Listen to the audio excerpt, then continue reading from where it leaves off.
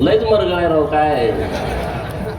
विरोधक असं लक्ष देऊ नयेत सगळीकडून, तुम्ही असं गार गार बसला एकदम. भारतीय जनता पार्टीचा, भारतीय जनता पार्टीचा, भारत माता की, भारत माता की, वंदे वंदे. आज आटपाडीच्या इतिहासातली यासाठी ऐतिहासिक होणारी यासाठी की नगर पंचायतीची पहिली निवडणूक आहे आणि अशा पहिल्या निवडणुकीच्या प्रचाराच्या निमित्तानं पहिली आपली जाहीर सभा दुपारी 12ला होतीये आणि या 12ला तुम्हाला सर्वांना मार्गदर्शन करण्यासाठी आपल्या जिल्ह्याचे लोकप्रिय लाडके पालकमंत्री आणि ज्यांनी आपलं पालकत्व 2012 पासून घेतलंय असे माननीय चंद्रकांत दादा इथं उपस्थित आहेत. जोरदार टाळ्या वाजवून आपण दादांचं आटपाडीमध्ये स्वागत करावं.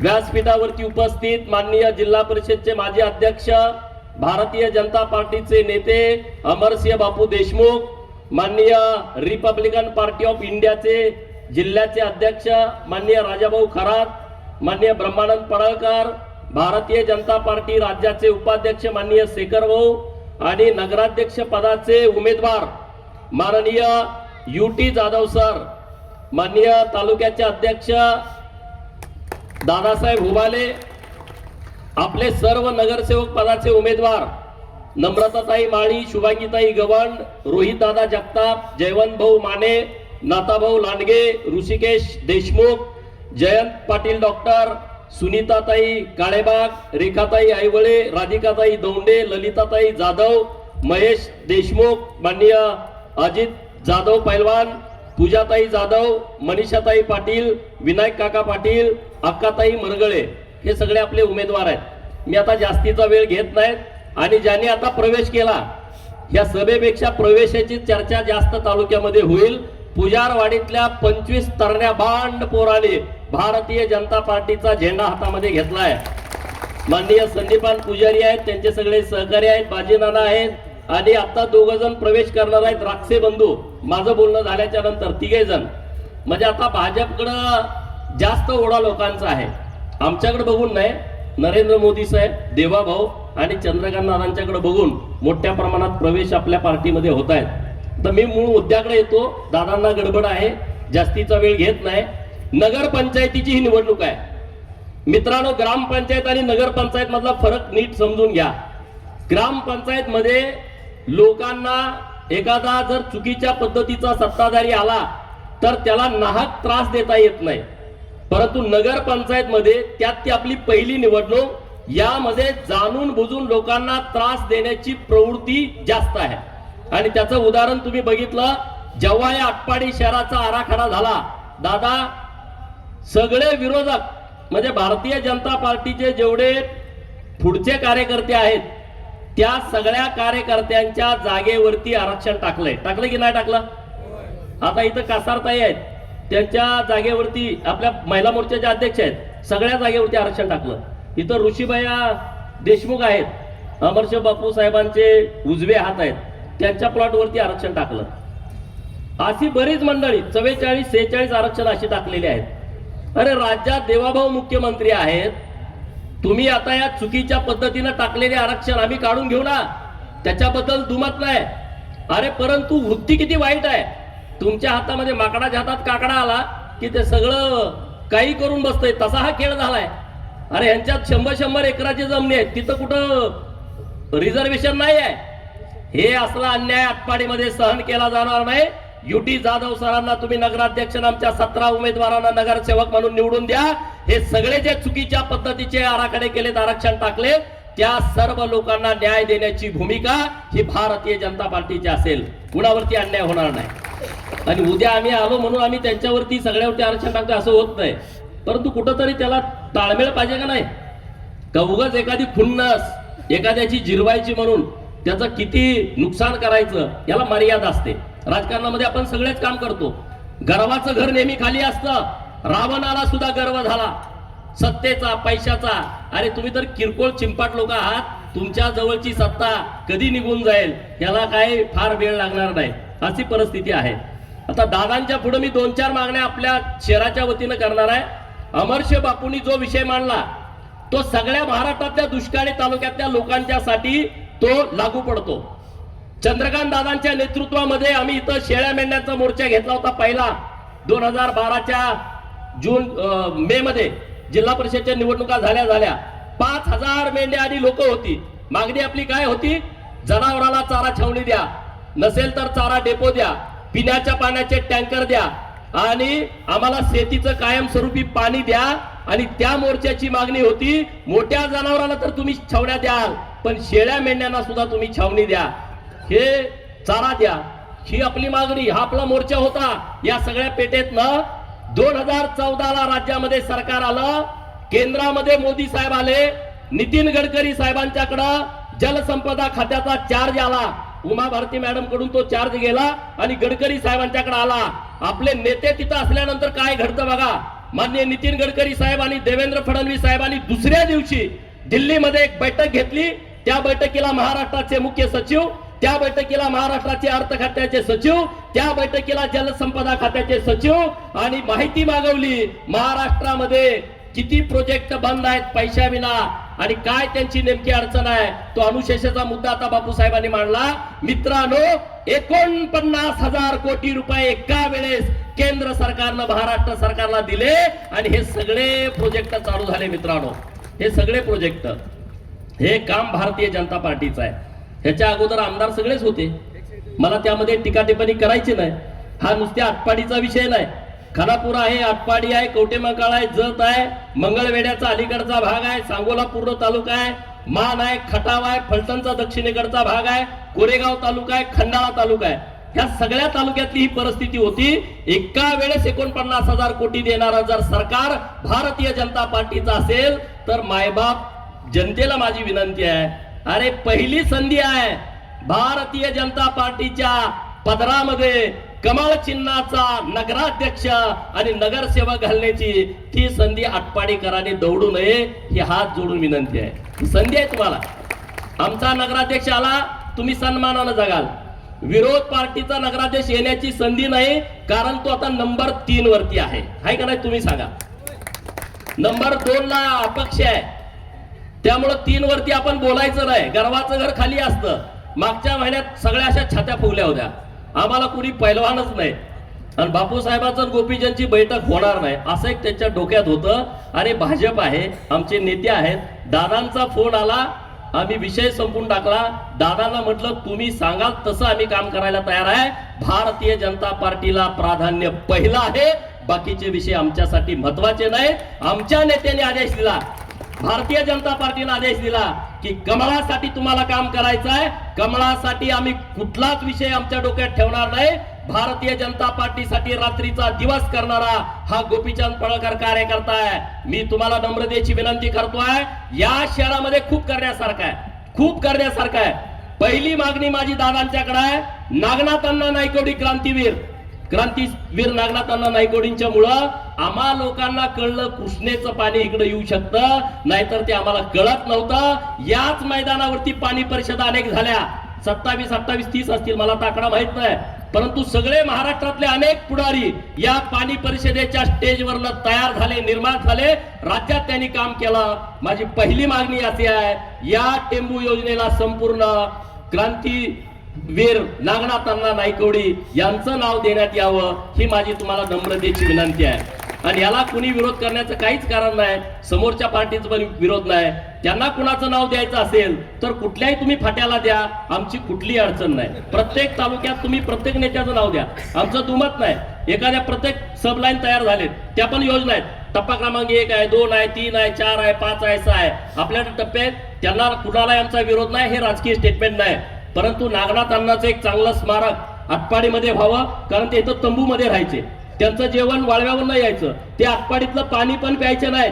त्यांनी शपथ अशी घेतली होती, जोपर्यंत आटपाडीला पाणी येणार नाही तोपर्यंत मी इथलं खाणार नाही आणि इथं पाणी पिणार नाही. त्यांचा रोज डबा वाळव्यावर नाही यायचा. त्यांचं एक स्मारक व्हावं. दुसरी एक आमची संकल्पना अशी आहे दादा, आटपाडीला लागून मोठा साठवण तलाव आहे. आटपाडीला आमच्या पाहुणे आले तर जायचं कुठं? इकडे सगळे शिक्षक उभा आहेत, त्यांचे पाहुणे, त्यांचे सगळे नातेवाईक येतात, मेवणा येतो, साडू येतो, सासू सासरे येतात. न्यायचं कुठं फिरवायला? आटपाडीच्या तळ्यावर न्यायचं तर तिथं 100-200 मोटारी एकाच ठिकाणी लावलेत, सगळ्यात वायराच आहेत.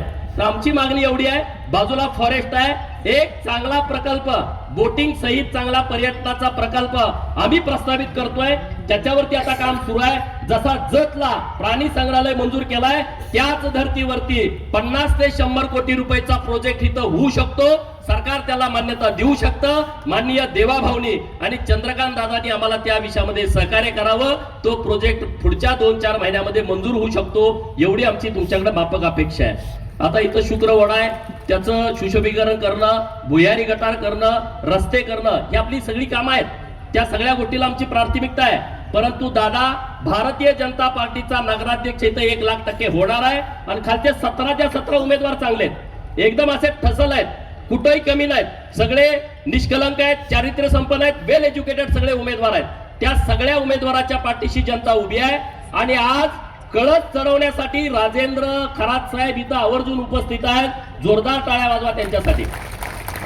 आणि राजाभाऊ खरं आहे बरं का, जरा कमी होतं तुमच्यामुळे भरून निघालंय. आणि तुम्ही म्हणला की आम्ही तुम्हाला जवळ घेत नाही, हे साफ खोटं आहे. दादाने तुम्हाला सन्मानाची खुर्ची दिली पालकमंत्री महोदयांनी, ह्याच्यापेक्षा सन्मानाची खुर्ची स्टेजवर कोणाला आहे का? कुणाला आहे का सांगा? इथं ब्रह्माशेठ आहेत, बापूसाहेब आहेत, अन्य मंडळी आहेत. आम्ही कुणी मागितलं नाही, म्हणजे रिपायचा निरोप आला, रिपब्लिकन पार्टी ऑफ इंडियाला सन्मानाची वागणूक द्या.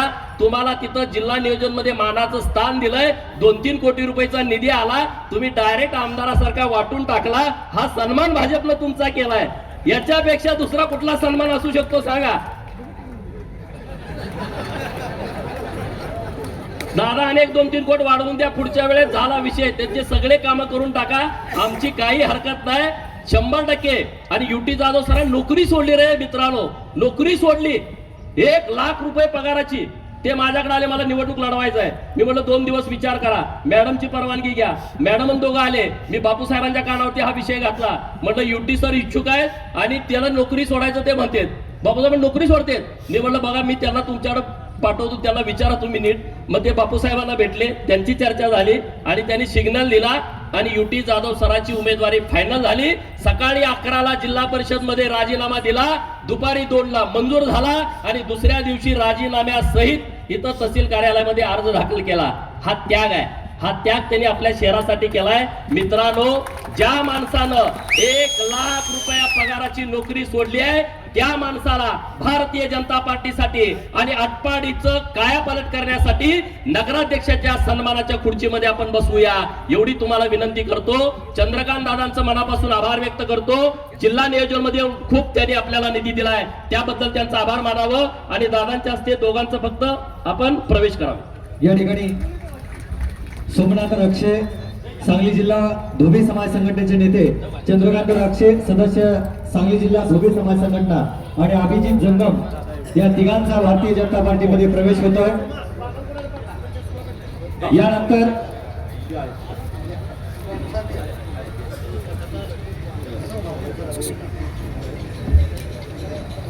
सांगली जिल्ह्याच्या सर्वांगीण विकासासाठी आणि सांगली जिल्ह्यातील प्रत्येक घटकासाठी ज्यांनी समान न्याय द्यायचं काम केलं, असे सांगली जिल्ह्याचे पालकमंत्री, उच्च शिक्षण व तंत्र विज्ञान मंत्री सन्मान्य चंद्रकांत दादा पाटील बोलतायत आपल्याशी. एकदा जोरदार टाळी, हात वरती, जोरदार टाळी. सन्मान्य चंद्रकांत दादा पाटील बोलतायत. भारत माता की छत्रपती शिवाजी महाराज की. मी आल्यापासून थोडी घाई करतो, याबद्दल मला क्षमा करा. परंतु तासगावला एक सभा करून मला संध्याकाळचा सगळा वेळ, अगदी रात्री 12 वाजेपर्यंत विट्याला द्यायचा आहे. आणि जसा लेट होत जाईल तसं विटा, जिथे 10 वाजता आपल्याला निवडणूक प्रचार थांबवावा लागतो, तिथे त्याचा परिणाम होईल म्हणून मी बापूंची, अमरसिंह देशमुखची आणि रवी गोपीचंद पडळकरची वक्ता म्हणून अख्ख्या राज्यात मागणी असते आणि त्याला असं मी थांबवणं बरोबर नाही. परंतु दोघांची माझी मित्रता इतकी आहे की त्या मित्रतेमुळे मी त्यांना हातवारे करून सांगू शकलो आणि प्रथम सोप्पा मला जायचं. आज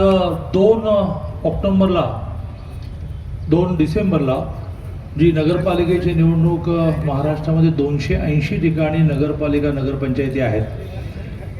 आज दुपारी 1 वाजेपर्यंत एक टांगती तलवार होती की सुप्रीम कोर्ट बहुतेक निवडणुका स्थगित करेल, ओबीसी आरक्षण काही नगरपालिकांमध्ये ओव्हर झाल्यामुळे 50%। पण सगळ्यांनी एकदम सुस्कारा सोडला की सुप्रीम कोर्टाने निर्णय असा दिला की निवडणुका घ्या, परंतु न्यायालयाच्या निर्णयाच्या अधीन राहून घ्या। ज्या नगरपालिका नगरपंचायतीमध्ये 50% रिझर्वेशन क्रॉस झालेलं आहे ते सिद्ध झालं तर मग त्यावेळेला निवडणुका रद्द होतील। पण आजचं मरण तरी उधार केलं आहे, त्यामुळे आता अगदी फुलफ्लेज 2-3 दिवस प्रचार करायला लागेल। कारण सारख्या मनामध्ये भीती होती की सुप्रीम कोर्टाने स्थगिती दिली तर काय करायचं, स्थगिती दिलं तर काय करायचं। पण देवेंद्रजी खूप दूरदृष्टीवाले, तेव्हा दादा काय होईल, प्रवास व्हायला जाईल। पण आपण जर 28 तारखेला निर्णयानंतर हलायला लागलो तर वेळच उरणार नाही। म्हणजे व्यवहारात 30 सभा देवेंद्रजींच्या झाल्या, आम्ही सगळे सुद्धा खूप प्रवास करतो। त्यामुळे 2 तारखेला ज्या 280 नगरपालिका नगरपंचायतीच्या निवडणुका आहेत त्यातल्या आटपाडीच्या नगरपंचायत निवडणूक जी ग्रामपंचायतीनंतर पहिल्यांदा झाली आणि पहिली निवडणूक आहे, त्या निवडणुकीमध्ये नगराध्यक्षपदी UT जाधव सर, की ज्याने आपण सगळ्यांना माहितीच आहे की खूप मोठं धाडस केलं आहे। त्यागापेक्षा मी असं म्हणेन की खूप मोठं धाडस केलेलं आहे, कारण पुढे काय हा मोठा प्रश्न आहे। निवडून आले, तुमची सेवा करायची आहे आणि तुम्ही आता ज्या संख्येने आलेल्या, दुपारची वेळ ही सभेला सोयीची नसते, वर ऊन अक्षरशः रंगरंत आहे। म्हणजे डाव्या डोळ्याला एक मोठं ऑपरेशन झाल्यामुळे मग मला उन्हामध्ये तो माझा नंबरचा गॉगल घालावा लागतो। इतकी उन्हाची स्थिती असताना सुद्धा ज्या संख्येने आला तर हे पूर्ण पॅनल जवळजवळ विजयी झाल्यात जमा आहे। तर असे नगराध्यक्षपदाचे उमेदवार UT जाधव सर आणि त्यांचे सगळे 17 सहकारी यांच्या प्रचारासाठी जी ही सभा आयोजित केलेली आहे त्याला व्यासपीठावर भरपूर मंडळी उपस्थित आहेत। प्रामुख्याने अमरसिंह बापू देशमुख, ब्रह्मानंद पडळकर, गोपीचंदजी पडळकर, शेखर भाऊ इनामदार, त्रिपाईचे जिल्हाध्यक्ष आमचे परममित्र राजू खरात, नगराध्यक्षाचे उमेदवार UT जाधव सर, भारतीय जनता पार्टीचे अध्यक्ष दादासाहेब उबाळे, बंडूशेठ कातुरे, विलास काळेबाग, भारतीय जनता पार्टीचे जिल्हा सरचिटणीस अप्पासाहेब काळेबाग, स्नेहजित फौजदार, कासार मॅडम अध्यक्ष महिला मोर्चा, उमाजी चव्हाण, अक्षयराज माने, चंदूभाऊ नवणे, विष्णुपंत अर्जुन, जयवंत सरगर। व्यासपीठावर उपस्थित राहणाऱ्यांची नावं घेताना मला नेहमी भीती वाटत असते की एखादं नाव राहिलं तर खाली उतरताना शर्ट खेचतो, मी दिसलो नाही का काम करताना आम्ही, म्हणून मी काय करतो की व्यवस्थित कोणाकडून ते लिहून घेतो। म्हणजे राहिलं तर मी काय सांगतो की त्याने लिहिलेलं आहे, मला काय माहिती। तर ज्यांचं राहिलं आहे त्यांनी गोपीचंदला धरा, त्याने गोपीचंदने मला लिहिले।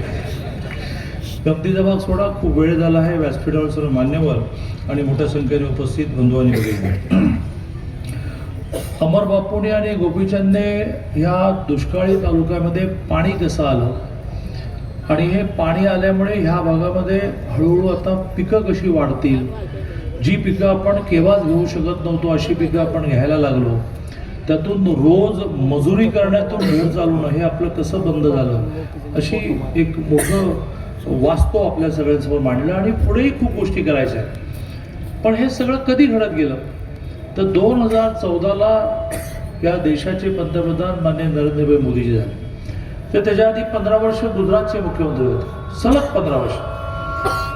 मोदीजींना निवडणूक कधी हरणंच माहिती नाही, 15 वर्ष गुजरातचे मुख्यमंत्री आणि त्यानंतर आता 11 वर्ष झाली देशाचे पंतप्रधान, असे 26 वर्षामध्ये हे कधी निवडणूक हरलेच नाही। 14ला भारतीय जनता पार्टीने निर्णय केला की आपले पंतप्रधान पदाचे उमेदवार नरेंद्रभाई मोदी, आणि त्यांनी देशभर प्रवास सुरू केला। त्यांनी लोकांना हा शब्द दिला की तुम्ही मला एक संधी द्या, कारण 89 पासून 2014पर्यंत एका पार्टीचं सरकार कधी केंद्रात आलंच नाही। 89ला VP सिंग नावाचे पंतप्रधान झाले, त्यांना भाजपने सपोर्ट केला होता। नरसिंह राव आले, त्यांनाही काही जागा कमी पडत होत्या। मग अटलजी, श्रद्धेय अटलजी पंतप्रधान झाले, तर पहिल्या वेळेला 13 दिवसातच सरकार पडलं, मग 13 महिन्यात पडलं, मग 4.5 वर्ष चाललं, पण त्यांनाही 26 पार्ट्यांना बरोबर घेऊन काम करावं। असे मोदीजीने त्यावेळी आवाहन केलं की तुम्ही मला क्लिअर मेजॉरिटी द्या, मी तुम्हाला देशाचा चेहरा मोहरा बदलून दाखवतो। आणि मग आपल्याला माहिती आहे की 272 जागा ह्या पंतप्रधान व्हायला लागतात। भारतीय जनता पार्टीला 282 मिळाल्या, 10 जागा जास्त मिळाल्या आणि त्यांनी त्यांचा शब्द खरा केला या देशाचा चेहरा मोहरा त्याने बदलून टाकला. हा देश 2014ला जगामध्ये 11व्या नंबरवर होता, आता तो जगामध्ये 4थ्या नंबरवर आला. आणि 2030 साली हाच आपला भारत देश 4थ्या नंबरवर 3ऱ्या नंबरवर जाईल. आपण जर्मनीला मागे टाकलं, आता आपण जपानला मागे टाकलो. मग 2च देश आपल्या पुढे राहतील, एक चायना आणि अमेरिका. आणि म्हणून मग मोदीजींनी आवाहन केलेलं आहे की 2047ला जेव्हा देशाच्या स्वातंत्र्याला 100 वर्ष पूर्ण होतील त्यावेळेला देश आपल्याला क्रमांक 1 बनायचा. आणि त्यामुळे जे जे तुम्ही देशातले रस्ते, ब्रिजेस, मेट्रो, अटल सेतूसारखे ब्रिजेस, कृष्णा खोरेसारखे विषय तिथून सगळे मार्गी लागायला लागले. कारण अक्षरशः गरिबीतून वर आलेला माणूस त्याला गरिबीची जाणीव होती. त्या गरिबी दूर करण्याची माध्यमं त्यांना माहिती होती की अरे बाबा शेतकऱ्याला पाणी द्या, तुम्ही त्याला अनुदान देत बसू नका. अनुदान त्याला नको आहे, त्याला पाणी हवं आहे. ते पाणी मिळालं, चांगलं बियाणं मिळालं, चांगली खतं मिळाली, चांगली औषधं मिळाली, तो पीक चांगलं करेल, तो विकेल, पैसे मिळवेल आणि स्वाभिमानाने आपल्या पैशावर आपल्या लेकीचं लग्न करेल. कुठल्याही पुरुषाला, कुठल्याही महिलेला आपल्या पोरीचं लग्न खूप चांगलं करायचं असतं, आपल्या आईवडिलांची ट्रीटमेंट खूप चांगली करायची असते. त्यासाठी लोकांकडे हात पसरणं त्याला आवडत नाही, त्याला अनुदान नको आहे. हे मोदींनी ओळखलं आणि महाराष्ट्रातले एकन एक पाण्याचे प्रकल्प पूर्ण झाले. एवढ्या वर्ष थांबल्या का त्यांनी 3 भाग केले आपल्या कालावधीचे, 14 ते 19, 19 ते 24, 24 ते 29. त्यातलं 24 ते 29 चालला आहे. 14 ते 19 त्यांनी असं ठरवलं की ह्या देशातल्या सर्वसामान्य माणसाला स्वातंत्र्य म्हणून इतक्या वर्ष झाल्यानंतर सुद्धा काही बेसिक मूलभूत गोष्टी मिळाल्या नाहीत. घराला टॉयलेटच नाही, घरामध्ये गॅस कनेक्शनच नाही, घरामध्ये वीज कनेक्शन नाही, घरामध्ये नळाने पाणी नाही, घर स्वतःचं नाही. या सगळ्या गोष्टी आपण नीट करायच्या. आणि आपण सगळे जाणतो की 14 ते 19मध्ये 11 कोटी लोकांच्या घराला टॉयलेट नव्हतं, स्वतंत्र टॉयलेट नव्हतं, ते स्वतंत्र टॉयलेट मिळालं. 7 कोटी लोकांना गॅस कनेक्शन मिळालं, 2 कोटी लोकांच्या घरी वीज गेली, 3 कोटी लोकांना घरं मिळाली. आणि दारिद्र्य रेषेखाली 25 कोटी जनता आणि दारिद्र्य रेषेच्या वर आहे. दारिद्र्य रेषेचा अर्थ काय? आता म्हटलं तेच की ज्याच्या घरी टॉयलेट नाही, गॅस कनेक्शन नाही, पाण्याचा नळ नाही, त्याला म्हणतात दारिद्र्य रेषेच्या खालचे. 25 कोटी लोक दारिद्र्य रेषेच्या वर आले की त्यांच्या घरी या सगळ्या गोष्टी आल्या. मला आजही आठवतं विद्यार्थी परिषदेचा राष्ट्रीय महामंत्री असताना आणि 3 राज्य माझ्याकडे होती, त्यात गुजरात होतं 13 वर्ष, त्यामुळे आपली खूप जवळीक आहे. मला आजही आठवतं की 5-7 जणांना घेऊन 2014ला मोदीजी बसले. ते म्हणाले की आप ध्यान में रखो, सरकार तो आएगी लेकिन लोकांना दिलेले आश्वासनं पूर्ण केली पाहिजे. ज्याची सायकल आहे त्याला तुम्ही विश्वास द्या की लवकरात लवकर तुझी स्कूटर येईल. ज्याची स्कूटर आहे त्याला तुम्ही विश्वास द्या की लवकरात लवकर तुझी 4 व्हीलर येईल. ज्याचं घर नाही त्याला त्याच्याकडे विश्वास निर्माण करा तुझं घर होईल, तुझ्या शेताला पाणी मिळेल. आणि हे सगळं आपल्याला पूर्ण करायचं. 14 ते 19मध्ये या सगळ्या गोष्टी पूर्ण आल्या केल्यानंतर त्यांचा पुढचा टप्पा सुरू झाला 19 ते 24, ज्यात त्याने आपल्या मनामध्ये आपल्या स्वाभिमानाच्या काही गोष्टी दिल्या होत्या. राम मंदिर झालं पाहिजे, 370 कलम रद्द होऊन काश्मीर वाचला पाहिजे.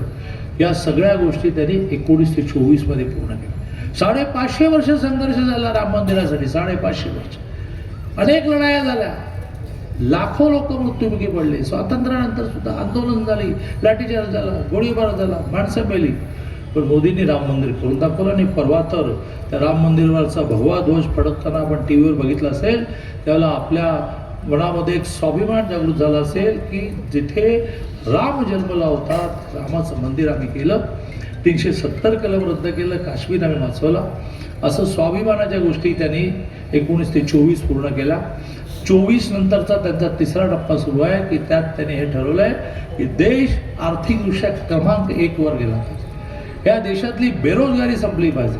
ह्या देशामध्ये महिला असो पुरुष असो प्रत्येकाच्या हाताला काम मिळालं पाहिजे. असं मोठं स्वप्न पाहून ते स्वप्न व्यवहारात आणणाऱ्या मोदींची ही पार्टी आहे की ज्याला थापा मारणं माहिती नाही. जे म्हणू ते करणार, त्यामुळे ह्या पार्टीला मतदान करा. ज्या मोदींनी ह्या देशामध्ये आहो, तुम्ही मुंबईकडे जाताना अटल सेतूवरून जा, जगातला समुद्रावरचा सगळ्यात मोठा ब्रिज की ज्यात आपण खालापूर खोपोलीकडून आत घुसलो की डायरेक्ट बिड्डीलाच होतो 10 मिनिटं. हा जगातला सगळ्यात मोठा ब्रिज. मेट्रो आली.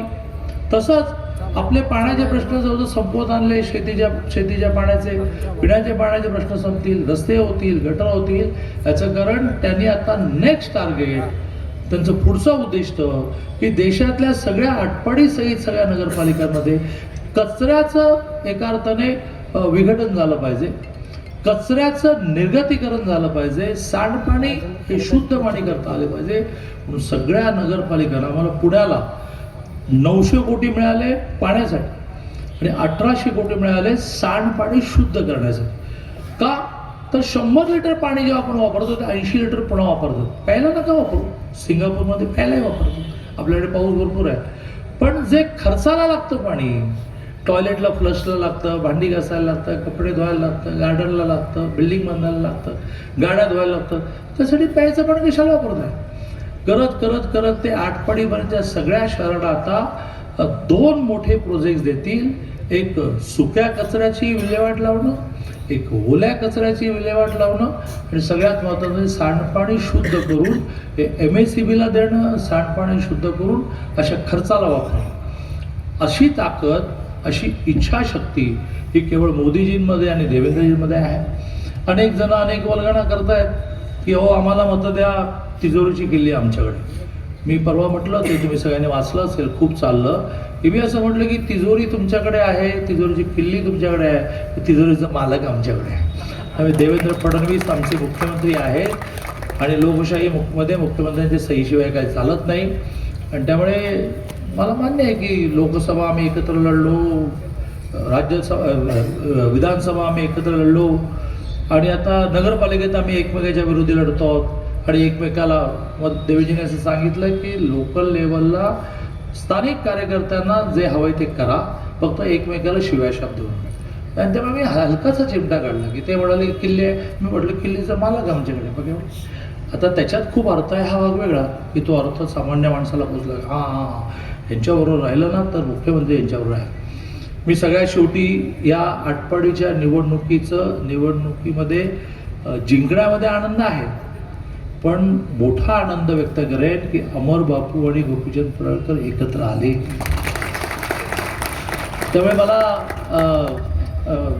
खरात साहेबांवरही बोलायचं आहे, परंतु मला पहिलं मला माहिती लक्षात आहे, मला काय ते तासगावहून SMS होते.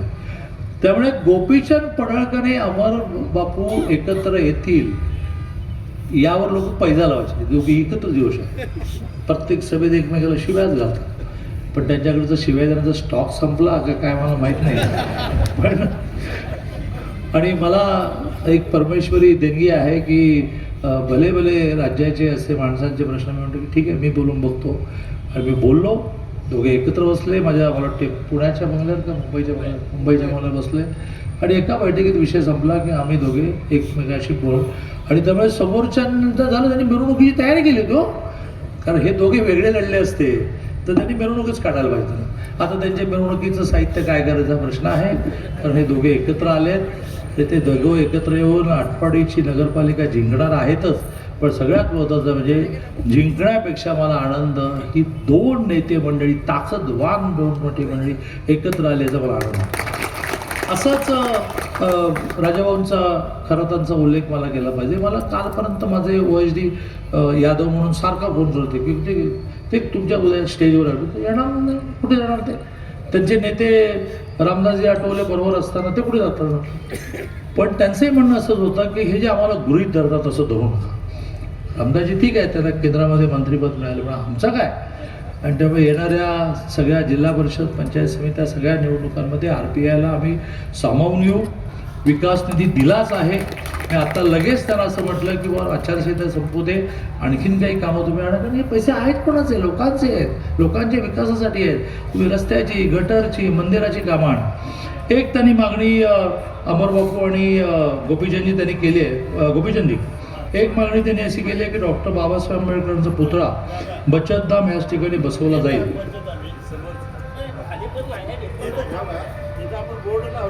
हो, तुम्ही माझ्यावर सोडा, आपलं ठरलं ना.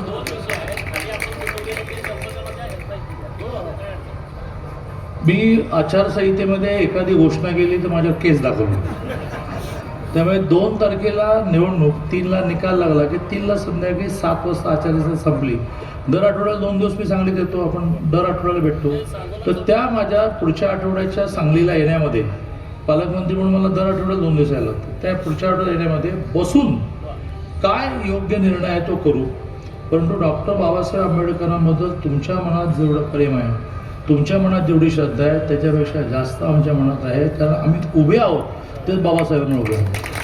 बाबासाहेबांनी जी घटना लिहिली, माझे आईवडील मिल कामगार, गोपीचंदचे सुद्धा अशीच गरिबी, पण मिल कामगाराच्या पोराला 14 ते 19 8 खाती होती. 14 पासून आतापर्यंत मी सरकार आलं की मंत्री आहे, सरकार आलं की मंत्री आहे. मला सांगा की बाबासाहेबांनी सर्वांना समान न्याय नावाची लोकशाहीची घटना लिहिली नसती तर आम्हाला ह्या काँग्रेसवरून उभं केलं असतं काय? माझी आई सरपंच नाही, माझा बाबा सरपंच नाही, माझं बहीण माझी ZP मेंबर नाही. तर बाबासाहेबांमुळे आम्ही इथे उभे आहोत. म्हणजे बाबासाहेबांच्याबद्दल आमच्या मनामध्ये श्रद्धा आहे, प्रेम आहे आणि त्यामुळे बाबासाहेबांचा पुतळा उभा करण्यासाठी जे करावं लागेल. मी त्यांच्या काळात गोपीचंद आणखीन एक मार्ग सांगितले, म्हणून की बसून एकदा सगळं करू. सांगोला चौकातला जो विषय आहे तोही करू आणि ऐक बसून मार्ग काढू. जय हिंद, जय महाराष्ट्र. सगळेजण 2 तारखेला कमळ चिन्हासमोरचं बटन दाबून समोरच्यांना शॉक द्या अशी अपेक्षा करतो माझा.